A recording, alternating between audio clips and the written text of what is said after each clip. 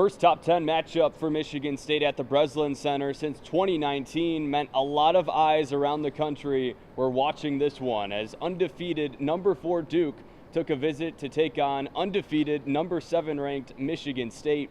I'm Jacob Maurer, joined alongside Kyle Keegan. And Kyle, a lot of anticipation into this big matchup here on this Saturday afternoon. Certainly was an electric environment. Yeah, you're absolutely right. So let's get right into the highlights, Jacob. Highly anticipated and, probably the most hyped up matchup in the country going into today.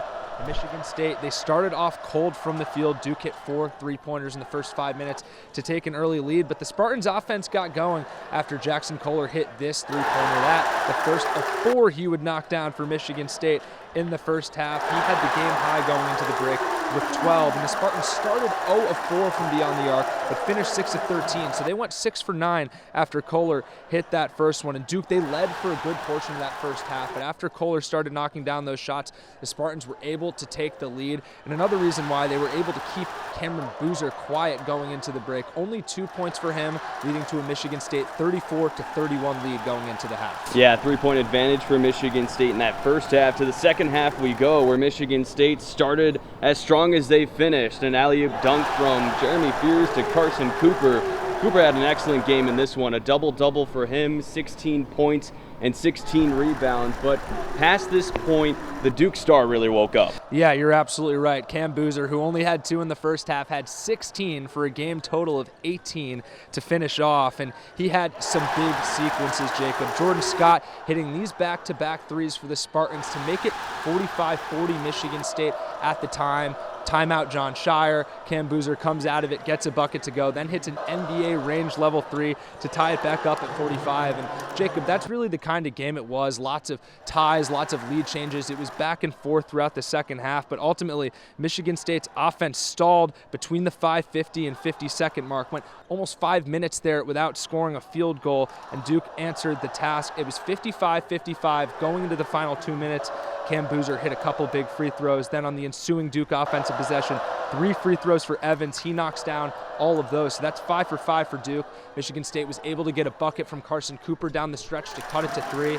It would be a game-winning 3 from Caleb Foster, getting this dagger to fall after a couple of bounces.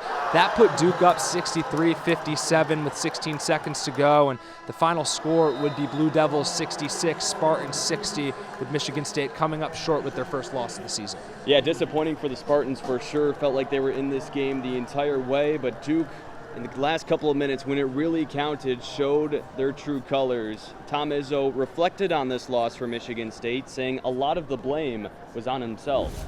Our coverages that we just didn't do, and those are effort-related and intelligence-related, not skill-related. And that stuff bothers me, so that means I didn't do a good enough job getting it through. Overall, this loss for Michigan State is not one of discouragement, but one of heavy reflection, as Jeremy Fears and Cohen Carr echoed in the locker room. But we gave up free throw line cutouts. We gave up offensive rebounds. We gave up big time threes. We gave up fouls. So just some of those small things, they hurt more than missing shots outside. Definitely knowing that this is things that we can do, get better at. It's so easy and it's so fixable. Is definitely better. It's like just having that and knowing that. I mean, it just kind of makes you want to just get better at those things for sure.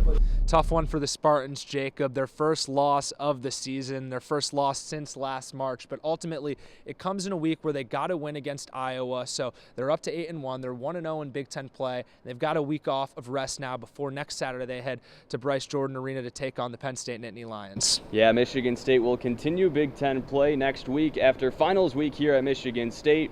And for more Spartan Sports Report content on not only the men's basketball team, but everything in Spartan athletics, make sure to follow our social medias down below. I've been Jacob Maurer, joined alongside Kyle Keegan, hoping you have a great rest of your night.